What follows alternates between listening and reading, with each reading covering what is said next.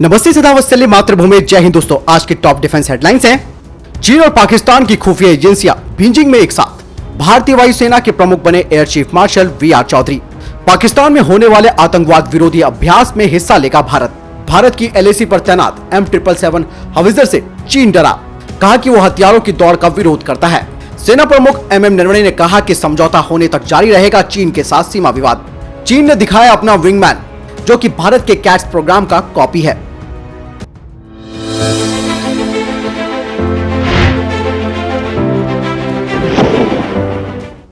दोस्तों, पहली अपडेट की बात करते हैं तो वारी है निर्भय मिसाइल को लेकर। भारत ने एक बार फिर से नोटम जारी किया है 6 अक्टूबर से 8 अक्टूबर के बीच, जिसमें इस बात की पूरी संभावना है कि निर्भय मिसाइल का ये आखिरी टेस्ट होगा, वो भी फुल मिशन मोड में, जिसके बाद इसके 3 और यूजर ट्रायल्स होंगे भारतीय सेना में शामिल होने से पहले। आपको बता दें कि इससे पहले निर्भय क्रूज मिसाइल का टेस्ट मानिक इंजन के साथ सफलतापूर्वक किया गया था। भारत और ऑस्ट्रेलिया ने टर्म्स ऑफ रेफरेंस पर साइन किया है, जिससे कि दोनों देशों की नौसेनाएं डायरेक्टली अब बात कर पाएंगी और इससे भारत और ऑस्ट्रेलिया की नेवी के बीच और ज्यादा संबंधों में मजबूती आएगी। साथ ही आपसी सहयोग और विश्वास भी मजबूत होगा। आपको बता दें कि यह भारतीय नौसेना का पहला डॉक्यूमेंट है जिसे भारत ने किसी अन्य देश के साथ साइन किया है। सेना प्रमुख जनरल MM नरवणे ने कहा कि भारत और चीन के बीच सीमा पर घटनाएं तब तक होती रहेंगी जब तक दोनों देशों के बीच सीमा समझौता नहीं हो जाता। साथ ही सेना प्रमुख ने कहा कि हमारी पूरी नजर अफगानिस्तान के घटनाक्रम पर भी है और भारतीय सेना ने वहां पर भी अपनी नजर बनाई हुई है। साथ ही उन्होंने कहा कि अफगानिस्तान की स्थिति को देखते हुए हमारी सेना रणनीति तैयार भी करती है। साथ ही चीन को जवाब देते हुए उन्होंने कहा कि हम किसी दुस्साहस का सामना करने के लिए फिर से तैयार हैं, जैसा कि हमने अतीत में किया भी है। पाकिस्तान में 3 अक्टूबर से होने वाले संघाई सहयोग संगठन के आतंकवाद विरोधी अभ्यास में भारत भी भाग लेगा। इस अभ्यास में भाग लेने के लिए भारत की ओर से 3 सदस्यीय टीम पाकिस्तान जाएगी। बता दें कि पाकिस्तान के नौशेरा जिले के पब्बी में 3 अक्टूबर से SCO regional anti terrorism structure यानी कि रैट्स की अगुवाई में आतंकवाद विरोधी एक्सरसाइज आयोजित की जा रही है। इस अभ्यास का उद्देश्य है कि SCO के सदस्य देशों के बीच आतंकवाद के खिलाफ आपसी सहयोग को बढ़ाना। वहीं भारत सरकार का मानना है कि इस एक्सरसाइज में उनकी भागीदारी से उसका पाकिस्तान के खिलाफ सीमा पार आतंक को पोषित करने का दावा कमजोर नहीं होगा। आपको बता दें कि संघाई सहयोग संगठन यानी कि SCO में चीन, Russia, Kazakhstan, Kyrgyzstan, Tajikistan, Uzbekistan, Bharat और पाकिस्तान शामिल है। एयर चीफ मार्शल विवेक चौधरी भारतीय वायुसेना के नए प्रमुख बन गए हैं। उन्होंने RKS भदौरिया जी की जगह ली है। RKS भदौरिया जी ने भारतीय वायुसेना में 42 साल तक सेवा दी, जिसके बाद वो आज रिटायर हो गए हैं। नए वायुसेना प्रमुख विवेक चौधरी जी वायुसेना के पश्चिमी वायु कमान के कमांडर इन चीफ के रूप में भी काम कर चुके हैं। इस कमान के पास संवेदनशील लद्दाख क्षेत्र, साथ ही साथ उत्तर भारत के अन्य हिस्सों में देश के वायु क्षेत्र की सुरक्षा की जिम्मेदारी होती है। ऐसे में वी.आर. चौधरी जी के नए वायुसेना प्रमुख बनने के बाद चीन के साथ संबंधों में कुछ हद तक सुधार आने की उम्मीद की जा रही है।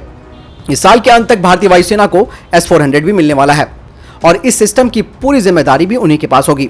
वे जल्द ही स्वदेशी और विदेशी मूल के एयरक्राफ्टों को भारतीय वायुसेना में शामिल करने में महत्वपूर्ण भूमिका अदा कर सकते हैं। राफेल को भारतीय वायुसेना में शामिल करने के पीछे भी चौधरी जी का हाथ है। दोस्तों, चीन LAC पर भारत के द्वारा तैनात की गई अमेरिकी मूल की M777 अल्ट्रालाइट हाविजर से परेशान हो चुका है और उसने इसकी तैनातगी पर अपनी प्रतिक्रिया दी है। हाल ही में चीन के विदेश मंत्रालय के प्रवक्ता ने बताया कि भारत फॉरवर्ड पॉलिसी को अपना रहा है। साथ ही चीन ने यह भी आरोप लगाया कि चीन किसी भी हथियार की दौड़ का विरोध करता है। इसके अलावा चीन के विदेश मंत्रालय के प्रवक्ता ने कहा कि भारतीय पक्ष ने लंबे समय से आगे की नीति का पालन किया है और चीन के क्षेत्र पर अतिक्रमण करने के लिए अवैध रूप से LAC को पार किया है, यानी कि उल्टा चोर कोतवाल को डांटे। साथ ही उन्होंने कहा कि इसी वजह से भारत और चीन के बीच में तनाव है। आपको बता दें कि भारत ने पिछले साल चीन के दुस्साहस को रोकने के लिए LAC पर M777 हाविजर की 3 रेजिमेंट, जिसमें कि 18 बंदूकें एक आर्टिलरी रेजिमेंट में होती थी, उन्हें तैनात किया था और उस टाइम पीपल लिबरेशन आर्मी ने बड़ी संख्या में सैनिकों को डाइवर्ट किया था।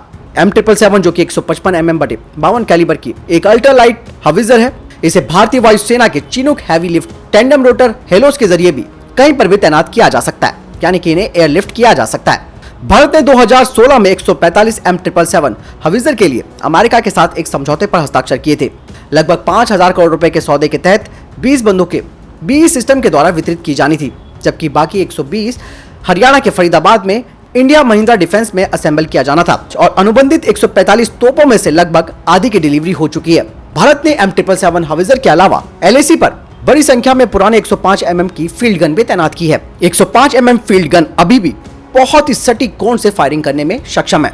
जो कि पहाड़ों में बहुत आवश्यक हो जाती है। पूर्वी लद्दाख में अधिकांश जगहों पर इसे तैनात किया गया है। 105 mm फील्ड गन को तब बदला जाएगा जब पर्याप्त मात्रा में भारत को नए हवित्जर तोपें मिल जाएंगी। यही नहीं, भारत ने करीबन 100 K9 वज्र हवित्जर को भी शामिल किया है, जिसे कि L&T ने हनवा डिफेंस सिस्टम के साथ तैयार किया है और हाल ही में इसने लद्दाख में भी परीक्षण किया है। इसके अलावा भारतीय सेना ऑर्डिनेंस फैक्ट्री बोर्ड के द्वारा निर्मित धनुष तोप को भी शामिल कर रही है और उन्नत टोड आर्टिलरी गन सिस्टम यानी कि ATAGS का परीक्षण भी चल रहा है, जबकि 114 धनुष तोपों का आदेश भी दिया गया है। रक्षा मंत्रालय ने 2018 में 150 ATAGS तोपों की सैद्धांतिक खरीद को भी मंजूरी दे दी थी। यानी कि दोस्तों किस तरीके से चीन M777 के आगे झुक गया है। उसको मालूम है कि M777 पहाड़ों के लिए बेहद मजबूत हथियार है और इसका तोड़ चाइना के पास नहीं है। ऑपरेशन तालिबान के बाद चीन और पाकिस्तान की खुफिया एजेंसियां बीजिंग में एक साथ काम कर रही हैं। बलोच और तारीख-ए-तालिबान पाकिस्तान यानी कि TTP के खिलाफ बड़े ऑपरेशन की तैयारी चल रही है। पाकिस्तान और चीन का ये गठजोड़ अब खुफिया गठजोड़ की तरफ बढ़ता दिख रहा है। दरअसल पीपल लिबरेशन आर्मी हेडक्वार्टर में पाकिस्तानी सैन्य अफसर की तैनाती के बाद चीनी इंटेलिजेंस एजेंसी यानी कि MSS के ऑफिस में पाकिस्तानी सेना के इंटेलिजेंस विभाग के ऑफिसर भी तैनात किए गए हैं। खुफिया जानकारियों को साझा करने के लिए दोनों देशों के बीच समझौता भी हुआ है। जानकारी के मुताबिक पाकिस्तानी सेना के 2 ऑफिसर वेस्टर्न थिएटर कमांड जो कि भारतीय सीमा से लगती हैं और साउथ थिएटर कमांड के हेडक्वार्टर में भी तैनात किए गए हैं। पिछले कुछ समय में PLA के अलग अलग फॉर्मेशन में पाकिस्तानी अफसरों की तैनाती कई गुना बढ़ गई है। वहीं बीजिंग के पाकिस्तानी दूतावास में भी डिफेंस अताशे और इनके अलावा 1 दर्जन से ज्यादा सैन्य अफसरों की मौजूदगी है। हालांकि इसके पीछे का जो रीजन है वो है CPEC। दरअसल तारीख-ए-तालिबान पाकिस्तान वहां पर चाइना के लोगों को नहीं छोड़ता है और दूसरी तरफ बलूचिस्तान में भी मूवमेंट बहुत तगड़ा हो चुका है, इसीलिए वो इन दोनों ही संगठनों को दबाने के लिए अपनी खुफिया जानकारियों को साझा करेंगे। चीन ने मानव रहित ड्रोन के नए कॉन्सेप्ट विंगमैन ड्रोन की झलक दुनिया के सामने दिखाई है और चाइना का ये विंगमैन ड्रोन पूरी तरीके से भारत के कैट्स प्रोग्राम की तरह लग रहा है। चाइना इस वक्त अपने जुहाई एयर शो में अपनी हवाई शक्ति का प्रदर्शन कर रहा है और उसमें उसने इस तरीके के विंगमैन ड्रोन को दिखाया है और ये काफी हद तक भारत के कैट्स प्रोग्राम के अलावा अमेरिका के क्रोटस XQ-58A की तरह है। चीन के एरोस्पेस साइंस टेक्नोलॉजी कॉर्प के एक अधिकारी ने बताया कि लंबी दूरी का FS-97 ड्रोन अलग अलग प्रकार के हथियार ले जा सकता है। इसमें इलेक्ट्रॉनिक युद्ध क्षमताएं भी हैं। हालांकि चाइना ने FS-97 के स्पेसिफिकेशन के बारे में ज्यादा जानकारी नहीं दी है और इस तरीके से कॉपी करके चीन अमेरिका, ब्रिटेन, ऑस्ट्रेलिया, भारत और रूस की लिस्ट में शामिल होना चाहता है, क्योंकि ये सभी देश इस तरीके के विंगमैन बनाने में लगे हुए हैं, क्योंकि ये लड़ाकू विमानों की तुलना में कहीं अधिक सस्ते होते हैं और बेहद प्रभावशाली होते हैं।